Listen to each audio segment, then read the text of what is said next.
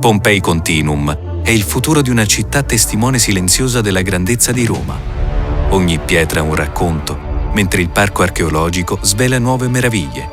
Dalla bellezza dei mosaici nascosti agli affreschi recentemente riportati alla luce, i calchi unici al mondo, Pompei ci invita a riscoprire il suo passato glorioso e a custodirlo per le generazioni a venire.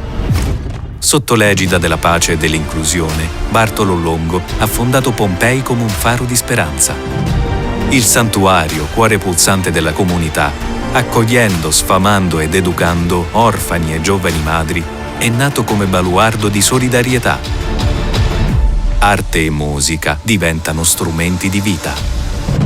Pompei è una città in movimento, guarda al futuro con fiducia. In un'alleanza senza precedenti, oltre 100 sindaci, dalle coste amalfitana e sorrentina ai paesi del Parco del Vesuvio fino al Sannio, credono in Pompei Continuum.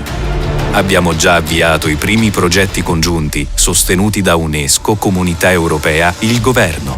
Pompei Continuum cancella inutili confini e iniziative già in atto come Luce e Santità, la Biennale d'Arte, l'Expo Pompei sono le basi di un nuovo rinascimento. Questa nuova dimensione, senza spazio e senza tempo, il mito e il futuro, si incontrano e si parlano. La cultura è il sentiero battuto dai passi della storia. Qui è lo spazio dove il foro, l'anfiteatro, le terme, le ville, le domus, i templi hanno vita eterna.